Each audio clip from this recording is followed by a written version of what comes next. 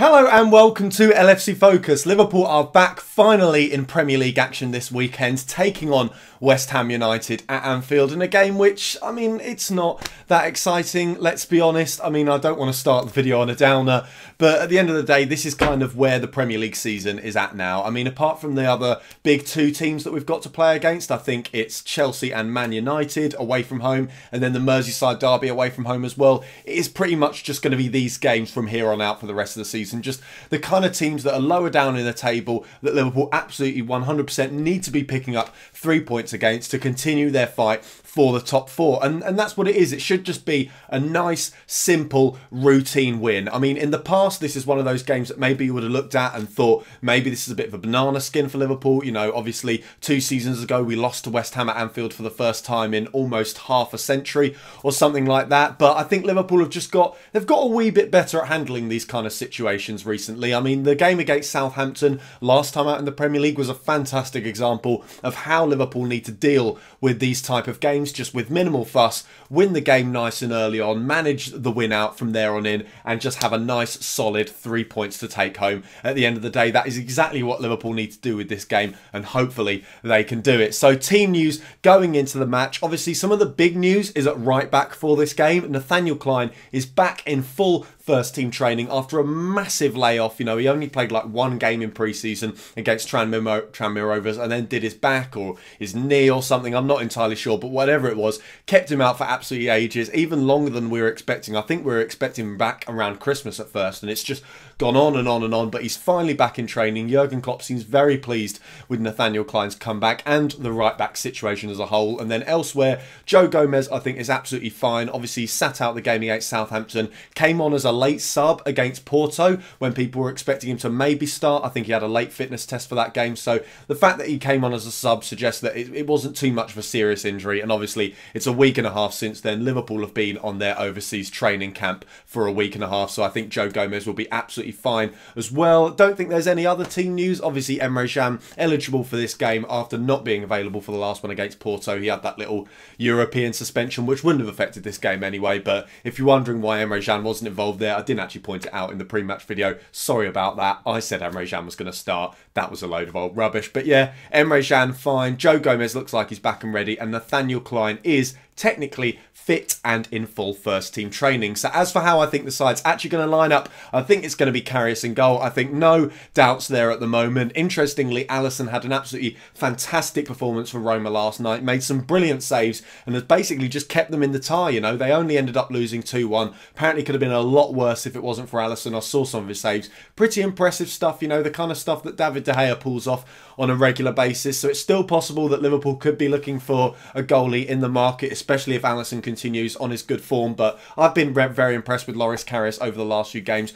Long may that continue. Hopefully he can deliver another big performance in this game. Then the centre-back pairing, I think we are going to go for Lovren and Van Dijk, because those two are doing pretty well at the moment as a partnership. I think having Van Dijk as that stable, authoritative partner just frees Lovren up a little bit more to do his own style of defending, his aggressive front foot kind of attack style defending where he likes to go at players and try and win the ball back quickly. It's a bit like when we had Lovren and Mamadou Sakho, and Lovren was actually the calm one and Sakho was just the lunatic who ran in playing silly slide tackles and throwing his legs all over the place. That's now Dejan Lovren's role, and Van Dijk is the calm, more assured one. Because I mean, they've done well over the last 2 games. Obviously, they played against Southampton, impressed quite well in that game. At least I think they did play against Southampton, I remember now. And then they played against Porto as well. Both of them had a nice, calm game. Clean sheets in both of those matches. Can't ask for much more. And things in general never looked too threatening. So I reckon we're going to keep those as the centre-back pairing for now. See how they get on in this game. And then either side of them,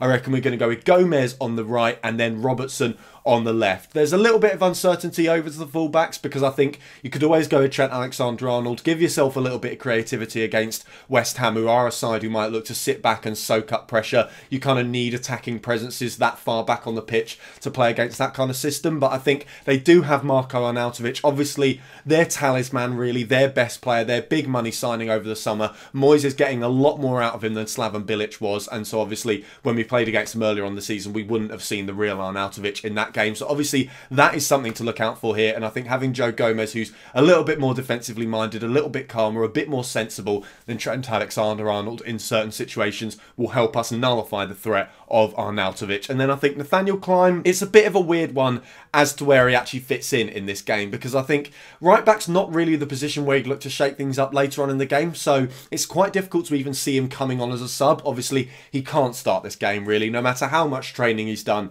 If you're coming back from a lengthy injury layoff like that, you need to be eased back into the side to kind of build up your match fitness.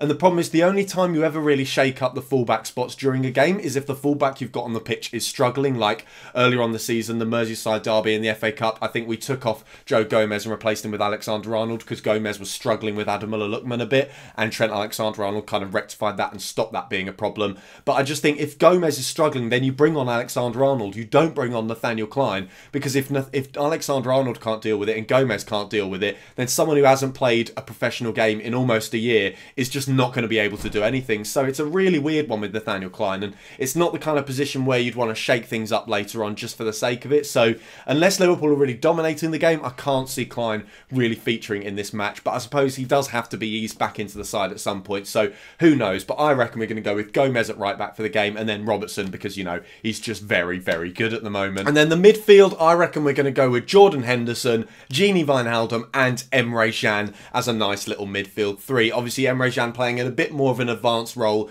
now, with Henderson coming back from injury and being able to retake his spot as the number 6. Emre Can, a little bit too good to leave out the side at times. Obviously he's always got a bit of a clangor of a performance in him. Sometimes he doesn't perform that well, but overall he's a pretty impressive player, and he's always got a brilliant performance in his locker as well. So I think you put Emre Can there, and then you put Wijnaldum there because, you know, at home he performs pretty well there, and I think you just need a bit of an attacking presence in midfield. I think there's a shout for Oxlade-Chamberlain as well, if Jurgen Klopp wants to just step up that attacking stuff. Maybe if he thinks about how West Ham are going to line up, if he's expecting them to really go for the low block, then you might put Oxlade-Chamberlain in there as well. Obviously Oxlade-Chamberlain started against West Ham at the Olympic Stadium earlier on the season, his first Premier League start at the club, and did very well. So it's a possible, but I think if Jurgen Klopp's going to play it just sort of safe and generic and go with the kind of midfield that you'd expect him to go with, I think it will be Henderson, Can and Wijnaldum. And then talking of just what you expect from Liverpool, of course it's Salah, Firmino and Mane as the front three. Obviously Salah and Firmino virtually telepathic at this stage, and hopefully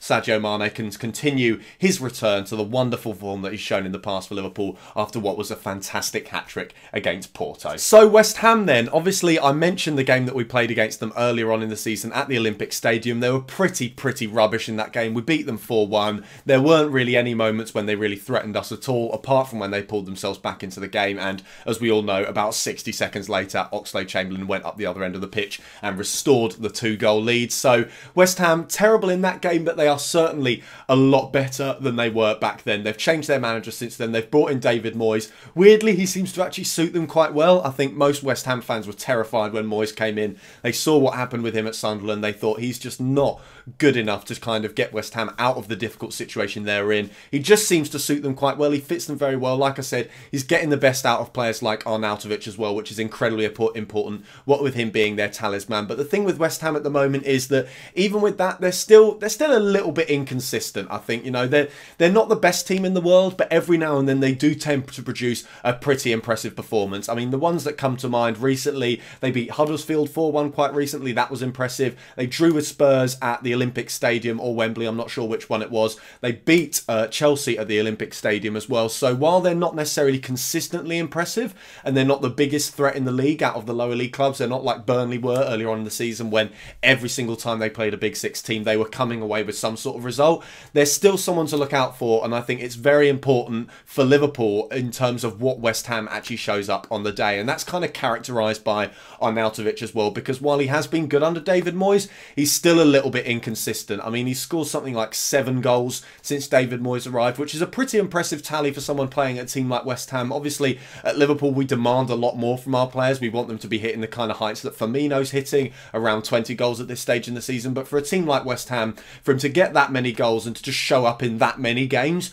shows that he's delivering the goods really for them. And I think Liverpool just have to be careful that they don't come across Arnautovic when he's on his day. And if he is, then Joe Gomez needs to be absolutely on it to make sure that he neutralises that threat. And obviously Van Dijk is on that side of the pitch as well, so fingers crossed that will help us out. But yeah, West Ham, a little bit of a threat. I'm still unsure about what kind of West Ham is going to show up. I'm crossing my fingers that it's going to be the worst side of them, but I'm still thinking that either way, Liverpool will absolutely get the win in this game, continue their march in the Premier League. Obviously, Man U and Chelsea playing on Sunday, a big chance for Liverpool. Man City and Arsenal playing in the week as well, so teams all taking points off each other. Another huge opportunity for Liverpool to solidify their place in the top four, and I have a sneaking suspicion we might actually move up to second this weekend, provided we get the win against West Ham that I think we will get, and here are my 3 reasons why I think we will. First of all, like I said at the top of the video, Liverpool are just getting so much better at managing these kind of situations against the so-called smaller clubs. You know, the banana skins that would always trip us up in the past. Even